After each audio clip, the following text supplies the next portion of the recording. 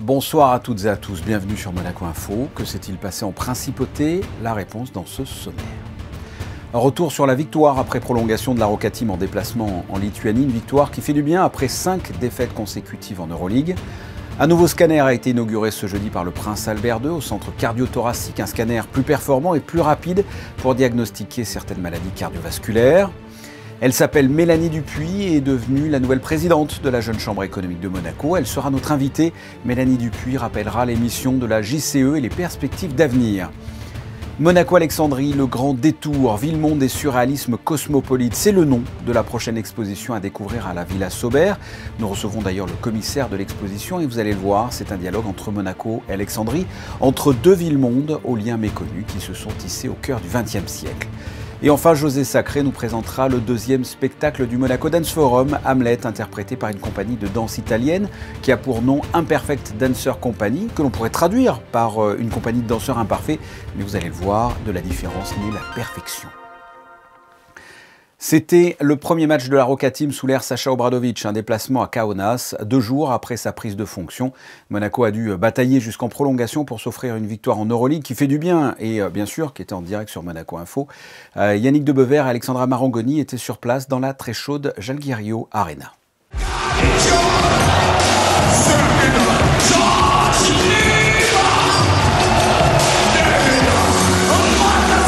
Dans chaque combat épique, il faut un héros, et même si c'est une véritable force collective qui s'est dégagée de cette victoire, Mike James en a été le grand artisan. Le meneur américain a battu son record de passes décisives en carrière avec 14 offrandes, dont 8 dans la seule première mi-temps. Le match commence avec beaucoup d'intensité de la part des deux équipes qui se trouvent être très proches dans le jeu et au tableau d'affichage. Le Lituanien Donatas Motiejūnas se met en route dans ce match très spécial pour lui. À la fin du premier quart-temps, Monaco est devant d'un tout petit point et gardera l'avantage jusqu'à la mi-temps. Yacouba Ouattara imite Mike James et délivre des caviars. Offensivement, c'est un véritable récital collectif. Tous les joueurs, sauf Rob Gray, ont inscrit au moins un panier. L'Américain se mettra en route en deuxième mi-temps dans laquelle il inscrira 12 points. Au troisième acte, Monaco est dans le dur, acculé par le très beau jeu proposé par Kaunas. Les Lituaniens infligent un 13-5 en début de quart-temps et le finissent avec un 12-2. Au final, avec 5 points d'avance à la mi-temps, Monaco se retrouve 9 points derrière alors qu'il reste 10 minutes à jouer. Plus de son, plus d'image, un énorme trou d'air. La réaction ne se fait pas attendre côté monégasque avec un 14-2 en 3 minutes qui leur permet de repasser devant. Ce dernier carton sera celui des Américains et l'on pourrait croire qu'ils ne sont jamais aussi bons que sous pression.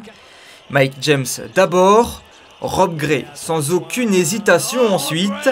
Le sang-froid de Bacon sur ce 3 points et que dire du calme olympien de Will Thomas dans le Money Time, qui met ses lancers francs sous la bronca du public de Kaunas. Žalgiris survit dans ce quart-temps et dans les dernières secondes arrache la prolongation dans une ambiance de folie. 95-95, il ne pouvait en être autrement. Les deux équipes sont vraiment du même niveau. C'est parti pour 5 minutes de bonheur supplémentaire. Mais le bonheur sera seulement du côté monégasque qui entame cette période supplémentaire avec un 6-0. Kaunas ne met plus dedans, perd des ballons et Mike James s'occupe de tuer le match. 12-3 dans la prolongation, 107-98 score final. Monaco a tenu dans ce genre de match qu'ils avaient l'habitude de perdre jusqu'alors. Sérieusement, c'est une victoire très importante pour nous. Je dirais que c'est un nouveau début. On a vu des belles choses, on a joué un peu mieux collectivement en attaque. Défensivement, il y a encore quelques erreurs, mais l'intensité est là et la volonté est là, donc pour l'instant, c'est l'essentiel. 2 faits marquants dans ce match côté Monaco, le record de points marqués pour une équipe cette saison en Euroleague, et puis les stats de Mike James, 20 points, 5 rebonds, 14 passes décisives pour 31 d'évaluation. Il est d'ailleurs co-MVP de cette 15e journée avec Vasilije Micic. Seule ombre au tableau, la blessure de Paris Lee dont on ne connaît pas encore la gravité ni la durée d'indisponibilité. Vous l'aurez compris, peu de chance que Paris Lee fasse partie de l'équipe pour le match de vendredi, salle Gaston Médecin, toujours en Euroleague, mais cette fois face au Zénith Saint-Pétersbourg. Nous retrouvons Christine Latomel pour un premier point sur l'information avec du changement au cabinet Princier. Bonsoir Fabien, bonsoir à tous. À la suite de la récente nomination de Laurent Anselmi en tant que chef de cabinet du Prince, une nouvelle composition a été annoncée ce jeudi. Le cabinet Princier, qui prendra officiellement ses fonctions le 17 janvier prochain, est constitué donc de Laurent Anselmi et de 2 conseillers, Sophie Vatrican et Isabelle Costa. Cette nouvelle composition comprend également un chargé de mission, Guillaume Pastor, et un rédacteur, Julie Donati. Quant à Emmanuel Falco, il est nommé premier conseiller privé du souverain et David Tomatis, conseiller privé auprès du prince. Nous vous annoncions dernièrement le départ à la retraite de Georges Lysimachio, auquel s'ajoute aujourd'hui celui de Richard Milanesio. Anne-Marie Boisbouvier succède à Yvette Lambin-Berty en qualité d'ambassadeur délégué permanent à l'UNESCO. Le Conseil national vient de voter plusieurs textes.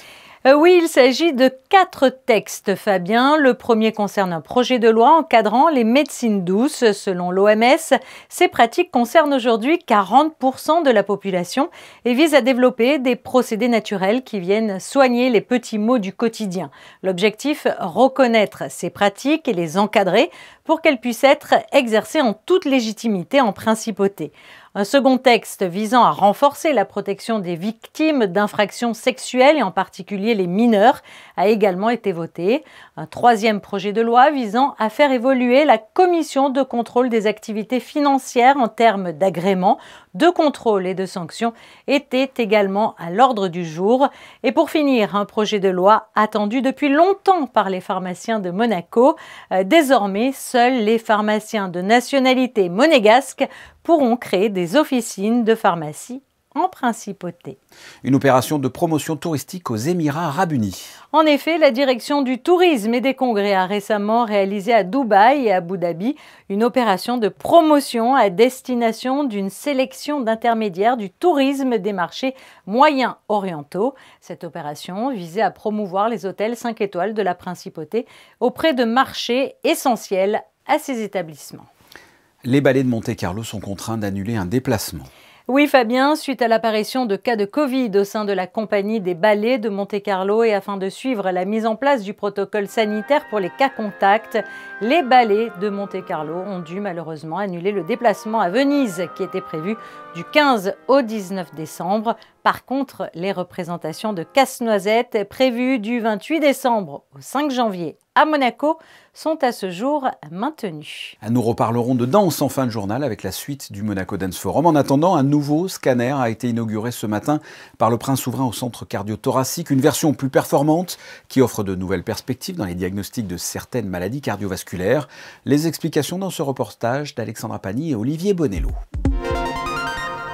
Au 3e étage, un nouvel appareil attise la curiosité ce matin. Il est pourtant en service depuis début septembre. Le scanner à comptage photonique offre une nette amélioration des images et permet un diagnostic plus rapide et plus précis. Dans un premier cadre, c'est pour éliminer une maladie coronarienne. Alors chez les patients qui ont des symptômes atypiques, qui ont des examens indirects comme les tests d'effort, scintigraphie d'effort, échographie d'effort qui sont douteux et pour lesquels on a une probabilité de maladie coronarienne a priori qui n'est pas très élevée. Et c'est pour ces personnes-là que le scanner peut être considéré maintenant comme l'examen de première intention pour éliminer une maladie coronarienne. Bien souvent, lorsque la probabilité de la maladie coronarienne n'est pas très élevée, on peut maintenant proposer le scanner en première intention et chez ce patient par exemple qui avait une dilatation de l'aorte, on a pu vérifier en préopératoire que les coronaires étaient normales et donc le patient peut être opéré sans acte invasif, sans cathétérisme préalable. Et les applications futures sur lesquelles on compte beaucoup, ce sont 2 choses essentiellement, c'est l'analyse de la plaque d'athérome qui ne peut être pour l'instant, qui ne sera a priori donnée que par le scanner et par aucune autre technique. Donc on va pouvoir, on espère, analyser la plaque d'athérome avec ses différents composants et pouvoir déterminer à partir de là les plaques qui sont potentiellement instables, qui sont potentiellement dangereuses, des plaques qui sont stables selon leur composition anatomopathologiques. Donc ça, c'est l'étude plus fine de la plaque, ce que ne fait pas la coronarographie, elle ne pourra pas faire dans l'avenir, et ce que pourra faire le scanner. Depuis 3 mois, 960 examens ont été réalisés, 58% concernent la cardiologie. Le centre monégasque est le premier centre privé au monde à utiliser cet appareil dans le cadre clinique quotidien. Une réelle avancée pour les patients en principauté et dans la région. Cet équipement qui permet d'améliorer, qui passe d'une étape d'imagerie à une étape de diagnostic, concourt à une meilleure prise en charge de nos patients par, on l'espère, éviter des gestes qui pourraient être plus invasifs. Donc c'est, et pour le patient et pour l'ensemble de la communauté, c'est une avancée technologique importante. Une technologie aux multiples avantages pour le patient, une technique non invasive avant tout, qui permet également de réduire la dose de rayonnement et de produits de contraste injectés pour une meilleure tolérance de la part des patients. La présence de ce nouveau scanner vient renforcer l'innovation du plateau technique déjà très performant du Centre cardiothoracique de Monaco. Vous venez de découvrir une étape de plus dans la prise en charge des patients au Centre cardiothoracique. Elle vient de prendre la présidence de la Jeune Chambre économique. C'est tout frais, la passation officielle date d'hier au soir. Mélanie Dupuis, bonsoir. Bonsoir. Vous succédez à Marion Soler, qui a effectué un mandat de 2 ans. Avant de parler de vos projets, qu'est-ce que la Jeune Chambre économique a fait pendant ces 2 années de crise sanitaire, pendant cette période assez complexe ? Ce qu'on a fait, c'est qu'on a profité dans un premier temps du temps qui nous était accordé, qu'on n'a pas forcément les années classiques, pour repenser notre mouvement, donc avec l'ensemble de nos membres, pouvoir créer de nouveaux événements. Et donc cette année, on a pu lancer 2 nouveaux événements Jeune Chambre, comme Innov Inside, des partages d'expériences, des Success Lunch, donc beaucoup de choses, on a mis le temps à profit. Et quelles sont maintenant vos priorités? Quels seront vos axes à la présidence de la Jeune Chambre économique? Une de mes priorités, c'est donc de pouvoir concrétiser tout le travail et ces nouveaux projets qui ont été élaborés par nos membres, donc pour pouvoir leur donner de l'ampleur et que ça devienne les nouveaux rendez-vous de la Jeune Chambre de demain. Donc ça sera une des premières choses. Ensuite, on travaille actuellement là, sur le plan d'action, l'agenda 2022 pour pouvoir rééquilibrer nos actions, pouvoir avoir un bon impact aussi auprès du public. Et puis pour nos membres, toujours apporter plus de transversalité entre les équipes, avec aussi notre conseil d'administration, pour pouvoir travailler tous ensemble au sein de notre mouvement. Il va y avoir des rendez-vous intéressants? Oui, toujours. Donc, nous avons nos petits déjeuners conférences qui sont des rendez-vous maintenant connus et reconnus en principauté. Et puis, à côté de ça, 2 nouveaux événements. Innov Inside, qui est un de nos nouveaux événements, dernière arrivée, et qui permet au sein des entreprises de faire émerger 2 nouveaux projets. Donc, c'est un projet d'intrapreneuriat à côté de nos projets classiques tels que le concours de création d'entreprise et puis notre gala de fin d'année, les trophées. D'accord. Un mot sur votre équipe, sur cette nouvelle équipe? J'ai la chance d'être très bien entourée l'année prochaine, une équipe mixte, des membres qui ont un regard neuf, qui auront aussi le soutien de membres expérimentés. J'ai même 2 anciens présidents qui me soutiennent et qui font partie de mon conseil d'administration. Une équipe très dynamique, très enthousiaste, et j'ai la chance de les avoir à mes côtés et de pouvoir travailler tout au long de l'année prochaine avec eux. La Jeune Chambre économique est véritablement intégrée dans le système économique institutionnel de la Principauté. À quel point vous comptez, quel est le poids de la Jeune Chambre économique sur l'économie de la Principauté? Nous avons la chance d'avoir un lien très fort avec les institutions monégasques et d'être un vrai lieu de rendez-vous. On l'a vu cette année, l'annonce de certains projets de loi ou de nouvelles lois. Donc on a vraiment cette chance et puis notre mission, c'est vraiment d'œuvrer au développement de l'attractivité économique de notre territoire. Donc moi, c'est une des choses aussi qui ont fait que j'ai eu envie de m'investir au sein de notre beau mouvement, c'est de pouvoir œuvrer au développement de l'économie de notre principauté. Prochaine date, prochain rendez-vous pour la Jeune Chambre économique? Nous aurons le premier petit déjeuner conférence en février, nos Success Lunch, donc les nouveaux rendez-vous entre membres, qui se feront donc les 3e jeudis du mois à partir du mois de janvier et ensuite tout un tas d'événements qui s'enchaîneront. Mélanie Dupuis, félicitations et puis merci. Merci. Nous vous retrouvons, Christina, pour la suite de l'actualité en bref. De quoi voulez-vous nous parler à présent ? Eh bien Fabien, on va parler des fêtes de fin d'année et de bonnes actions. Pour ce faire, il suffit simplement de faire scintiller de 1000 feux le grand sapin qui se trouve au cœur du village de Noël. À chaque don, une lumière est allumée sur l'arbre, un geste porteur de sens et d'espoir pour soutenir les actions défendues par la Croix-Rouge monégasque et par Fightets Monaco. Le concert de Noël de l'Orchestre Philharmonique approche à grands pas. Oui, un Noël sur les instruments avec Marc-Antoine Charpentier et l'Orchestre Philharmonique de Monte-Carlo qui se tiendra le dimanche 19 décembre à 16h à la cathédrale. Au programme, les bourgeois de Chastres. Où s'en vont ces gai bergers ? Or, nous dit Marie, à la venue de Noël et une jeune pucelle. Un pass sanitaire sera demandé à partir de 16 ans et le port du masque est bien sûr obligatoire pour assister au concert. À noter également que pour des raisons de contraintes organisationnelles liées à la situation sanitaire actuelle, le concert jeune public « Je suis Albert » prévu le mercredi 19 janvier à l'Auditorium Régnier 3 est reporté au dimanche 23 janvier à 16h. Et puis, si votre hôte de Noël n'est pas encore entièrement rempli, le Logoscope, le laboratoire de recherche et de création des artistes de Monaco, vous propose des créations en édition limitée. Juste avant les fêtes, les artistes fédérés du Logoscope et des créateurs invités proposent des céramiques, des dessins, des photographies, des bijoux, des bougeoirs ou encore des cahiers d'artistes. De quoi trouver des idées de cadeaux pour Noël.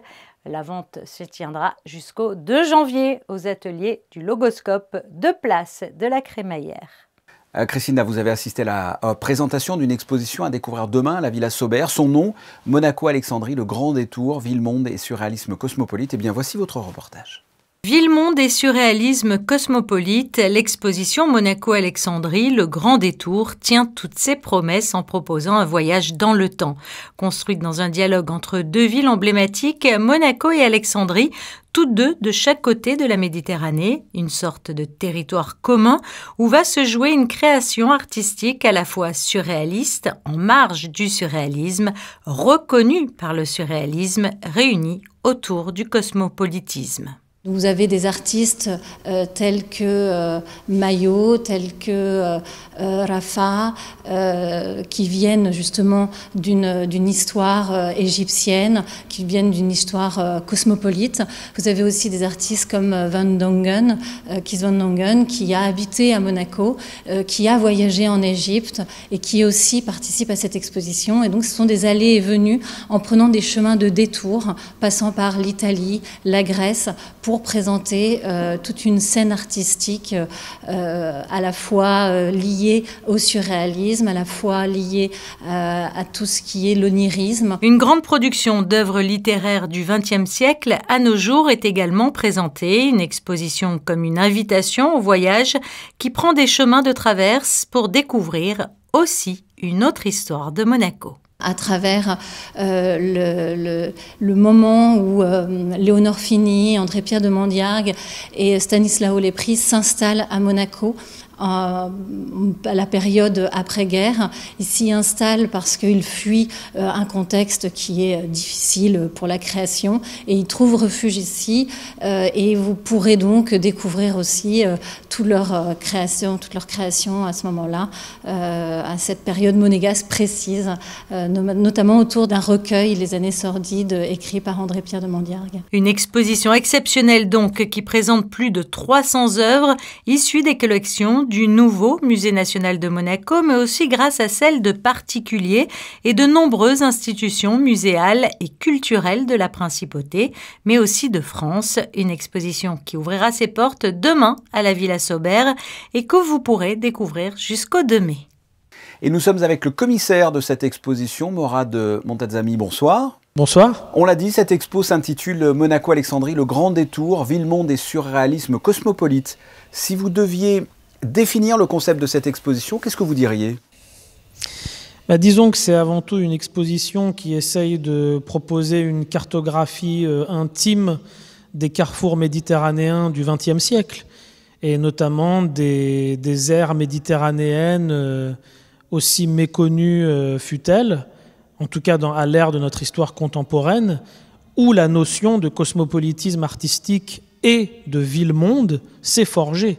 Et en l'occurrence, Monaco et Alexandrie, à deux échelles très différentes, mais comme j'espère le montrer dans l'exposition, totalement concomitantes, sont véritablement les acteurs et les témoins de cette émergence de la ville-monde et donc d'une modernité globale, mais pensée depuis le sud de l'Europe et aussi la Méditerranée orientale de manière générale, avec le rôle prépondérant de l'Égypte dans cette histoire méditerranéenne. Et qu'est-ce que vous voulez dire quand vous parlez de ville-monde? Vous dites qu'Alexandrie et Monaco sont deux villes-mondes, c'est-à-dire?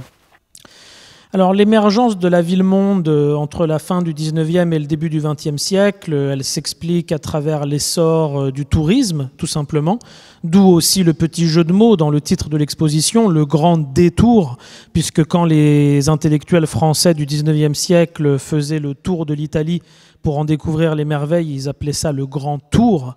Et donc nous, si on fait un grand détour, c'est pour pouvoir justement révéler d'autres villes-mondes que celles qu'on connaît habituellement, qui sont Rome, Paris, New York, Londres. En l'occurrence, dans les villes-mondes propres à la Méditerranée, on a un essor à la fois du tourisme, mais d'un tourisme intellectuel, un tourisme au croisement justement des avant-gardes artistiques, et puis un essor aussi de tous les spectacles, la vie nocturne, les bars, les cafés, les ballets, les opéras, et finalement toute une élite culturelle aux marges de laquelle des artistes plus électrons libres et plus excentriques ont pu aussi évoluer, que ce soit des artistes effectivement réfugiés à Monaco pendant la Seconde Guerre mondiale, comme Léonore Fini, Stanislao Lepri, qu'on trouve dans l'exposition et qui avaient fait de Monaco un petit refuge surréaliste, ou à Alexandrie, où il y avait une génération d'intellectuels, de cinéastes, de chorégraphes et d'artistes absolument exceptionnels, justement dans des villes qui devenaient des villes-mondes sans en avoir nécessairement la réputation, puisque, encore une fois, Paris, Rome ou Londres étaient beaucoup plus connus ou mis en avant, alors que finalement il y avait un cosmopolitisme encore plus grand et encore plus débridé, encore plus internationaliste qui pouvait se dérouler à Monaco ou Alexandrie. Parlez-moi des artistes donc, qui seront représentés dans cette exposition et ce que l'on va pouvoir découvrir dans l'exposition. Alors vous avez des artistes comme Mahmoud Saïd, qu'on peut voir derrière moi actuellement, qui sont des pionniers de l'art moderne en Égypte et notamment ancrés dans la ville d'Alexandrie dans les années 30, un petit peu la décennie dans laquelle s'inventent tous les courants et les tendances qui vont faire justement l'avant-garde transnationale et méditerranéenne. Ces artistes comme Mahmoud Saïd, comme Samir Rafa, comme André Lotte, aussi pour parler d'un artiste français qui avait beaucoup de liens avec les artistes égyptiens, qui avait voyagé en Égypte, rencontré les artistes égyptiens et parfois même pris sous son aile.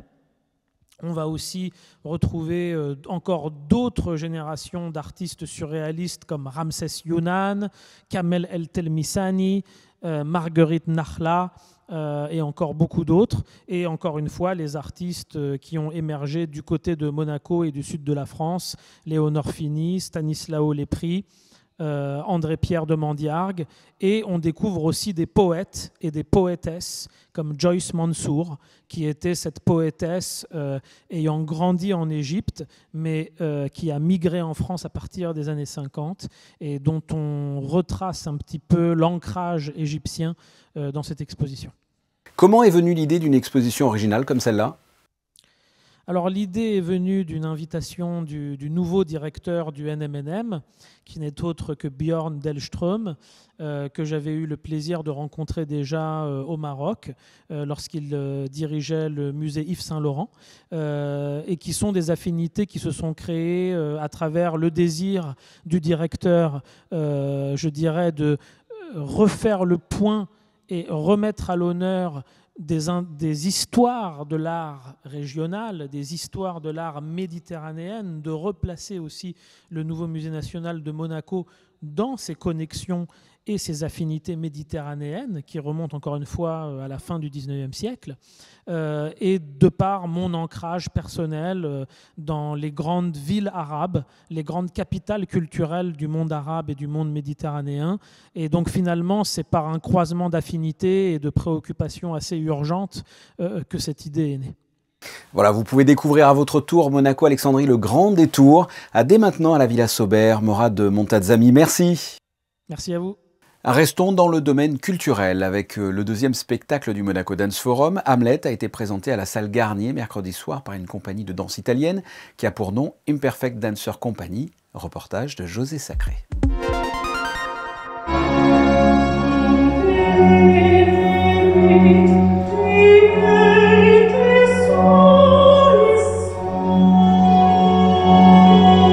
Deuxième invité du Monaco Dance Forum, Imperfect Dancers Company, une compagnie de danse basée à Pise, en Italie, qui depuis sa création en 2009 a pris le devant de la scène de la danse contemporaine en remportant des prix prestigieux et une reconnaissance internationale. On pense que la vraie perfection réside dans l'imperfection.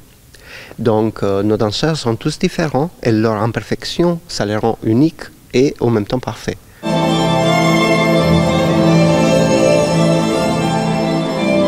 Dirigé par Walter Mateni et Ina Brooks, également danseuse, Imperfect Dancers Company a offert au public du Monaco Dance Forum une version sombre et poignante de Hamlet.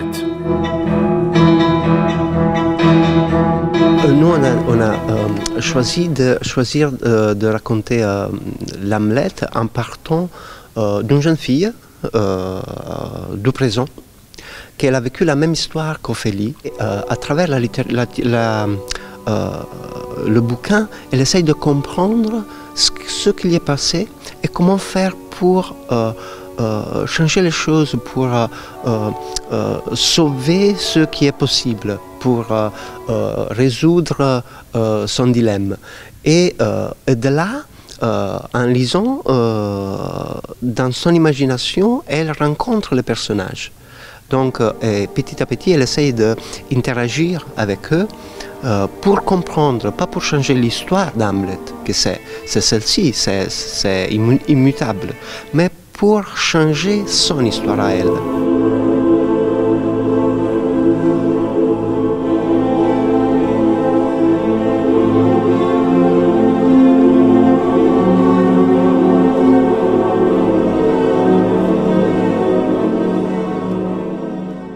Prochain spectacle dans la salle Prince-Pierre du Grimaldi Forum demain avec un ballet présenté par la compagnie Hervé Koubi intitulé « Ce que le jour doit à la nuit ». Christina, on vous retrouve pour la météo. Quelles sont les prévisions pour demain ? Eh bien, le ciel, Fabien, sera en grande partie dégagé. De belles éclaircies ce vendredi, malgré quelques passages nuageux. Tout au long de la journée, il soufflera une légère brise. Le thermomètre affichera 8 degrés le matin et 15 degrés l'après-midi. L'eau de mer sera à 16 degrés.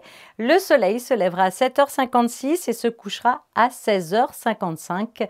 Demain, nous fêterons les Gaëls. Et nous fêterons les Gaëls. Merci, Christina. Les photos du jour de Manuel Vitali sont consacrées à la victoire de Monaco en basket hier au soir en Lituanie en Euroleague. Ce journal est terminé. Merci de votre fidélité. On se retrouve vendredi 19h. Très bonne soirée ou très bonne journée si vous nous regardez en replay. Dans tous les cas, portez-vous bien. Au revoir.